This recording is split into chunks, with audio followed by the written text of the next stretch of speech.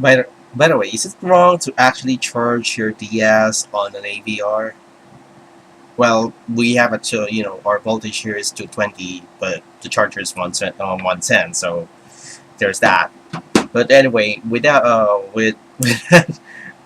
being said, I've been thinking this for a long while, and I really thought that other communities, other people will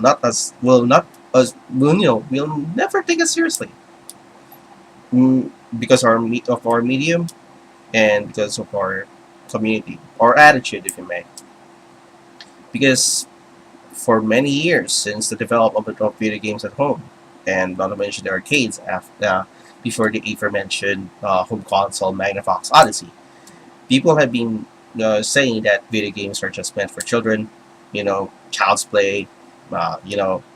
Playing games is just, yeah. It's child's play. Everyone can play it. Everyone from ages 5 to until you get older. It's easy. But the thing is, when it comes to the development of video games, they treat it like as if it's also children that has been developing the games, and also um, programming it, also composing the music, the story, and it really bugs me. I'm going to share you a story because last week, I think that was last Saturday, when I rode down a jeep or public jeepney on the way to the town proper of where I live. I encountered my former English teacher, and she asked me how I've been doing, and I said good.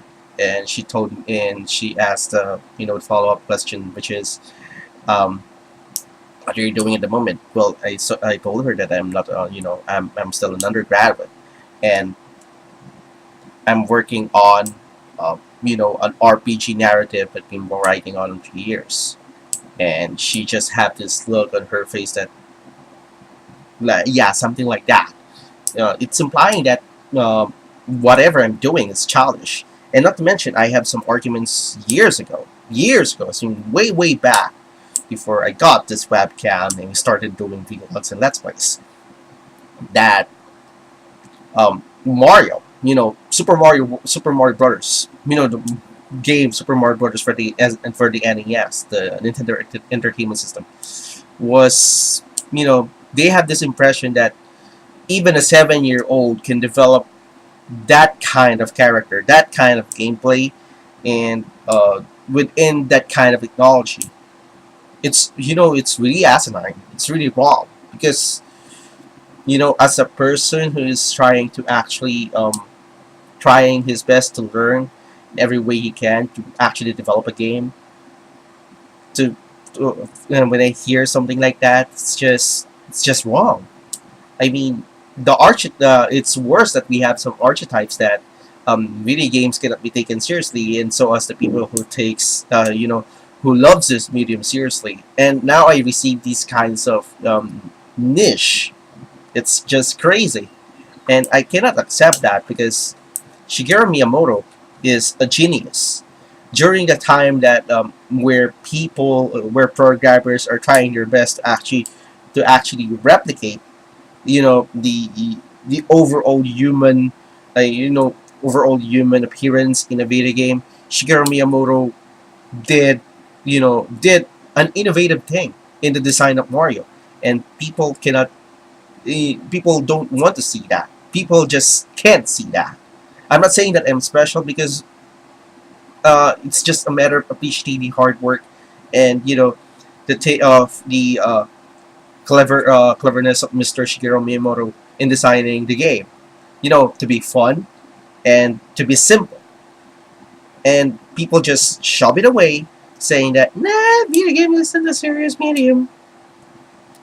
Yeah, because video games now, especially nowadays, it involves tons of money in terms of development, in terms of manpower, in terms of advertisements, in terms of how will you put X mechanic into the Y game so it can work to the Z objective.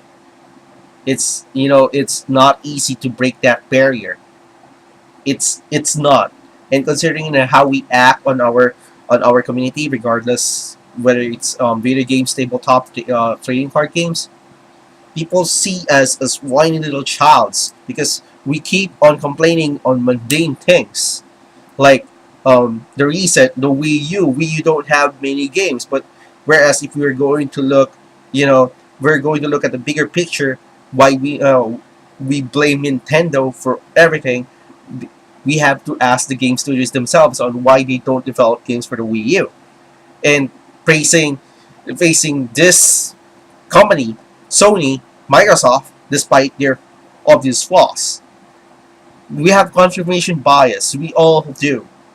But do we have to the point that we have to segregate ourselves because you bought a Wii U, get out of here. You bought a PS4, then you're with us. You bought an Xbox One, get out of there. I know that Microsoft have some debacles with them, and they haven't solved yet that like the DRM. It's understood, but with these kinds of these kinds of childishness, with these kinds of ethics that we have in our community, we will never be taken seriously. And there are people actually who are working hard, doing their best to actually tell the people, tell the other communities that hey, we are a serious community. Our medium is also involved with tons of hard work, with tons of money, with tons of time and tons of heart. Nowadays, well, with the AAA, it's not so much, but you get the point.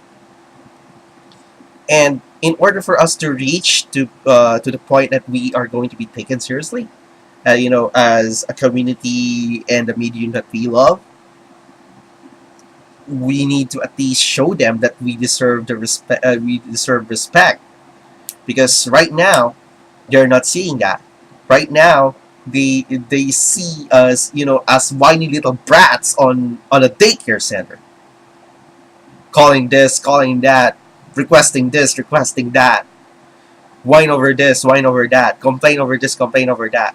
I'm not saying that we should not complain whether it's going to hurt us as consumers, but yes, we have our rights as consumers. But whining over little things that we don't know, that is, I'm not going to repeat myself. You know what that is. We're like spoiled brats.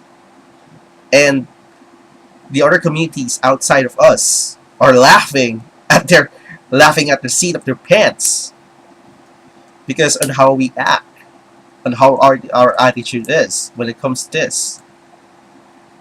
We have an Everest to climb. That's a given. Heck, even Roger Ebert back in the day, bless his soul because he's already dead, said that video games can never be considered art, whereas literature, movies, paintings, sculptures can be. There are actually people who are painting dog turds and call it art, whereas us, the medium that we love, video games, whether it's video games, tabletop, action figure, RPGs, or um, every other any other games that involves in the gaming community, we're being made fun of. It's not considered art. I I even hear people saying that video game music don't involve hard work.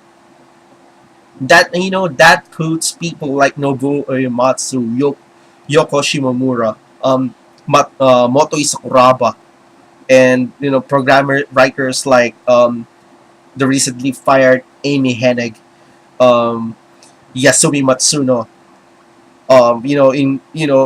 in a dark light, in a bad light, because these people think that they're not, they're really childish. What they're doing, it can be done by a 5-year-old, 8-year-old, 10-year-old children. It's really offensive. It really is. But I'm not going to whine over it. I'm going to continue what I do, and that is to tell people that video games is much like movies, much like literature, much like every other stage plays, much like every other medium is. It involves hard work, and it can be considered art, and it can be taken seriously as long as we prove to them that we are, we are serious. This is serious. As people always say, playing video games is not serious business. But developing and understanding video games in the industry is. Anyway, I am Homer, and I'm not going to do what I've done in the past. Like, like that, like that, like that. See you later.